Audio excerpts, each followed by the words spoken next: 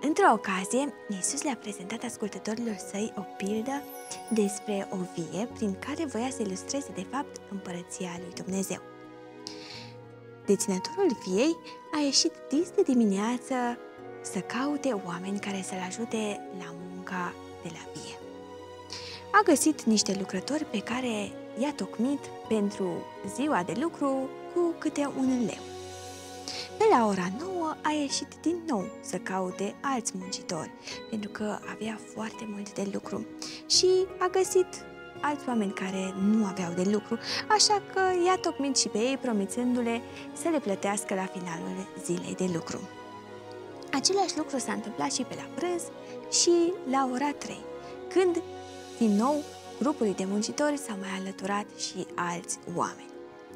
La ora 5 seara a observat că mai erau câțiva oameni care toată ziua nu și-au găsit de lucru, așa că i-a invitat să meargă în via sa și să lucreze acolo până când avea să se încheie ziua de lucru.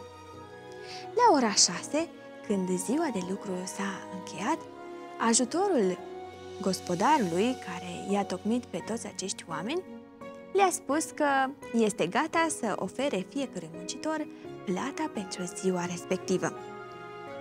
A început cu cei care au fost tocmiți la ora 5. Toți ceilalți muncitori au rămas foarte uimiți când au văzut că și ei, chiar dacă au lucrat doar o oră, au primit tot câte un leu. Nu s-au agitat prea mult de la început, pentru că erau convinși că cei care au fost tocmiți de dimineață aveau să primească mai mult.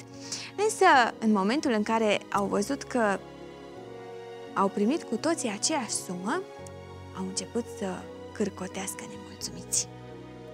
Nu li se părea corect ca după ce au lucrat o zi întreagă în soarele arzător să primească tot la fel cu cei care au lucrat doar o oră. Însă stăpânul i-a întrebat dacă i-a nedreptățit cu ceva, având în vedere că s-a înțeles cu ei de dimineață cu suma pe care le-a oferit-o.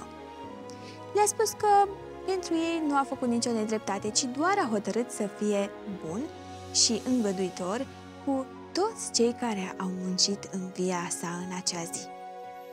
Iisus a spus că așa se va întâmpla și în împărăția cerului, când cei dintâi vor fi cei de pe urmă și cei de pe urmă vor fi cei dintâi.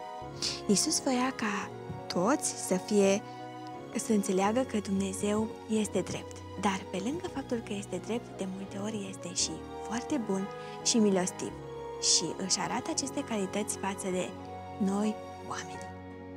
Haideți să învățăm versetul de astăzi, care se află în Matei 20:16 și spune așa: cei din urmă vor fi cei dintâi și cei dintâi vor fi cei din urmă.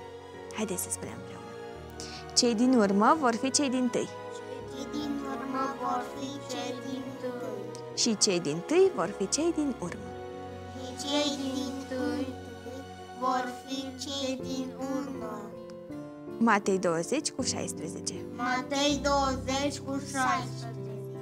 Mulțumesc, copii!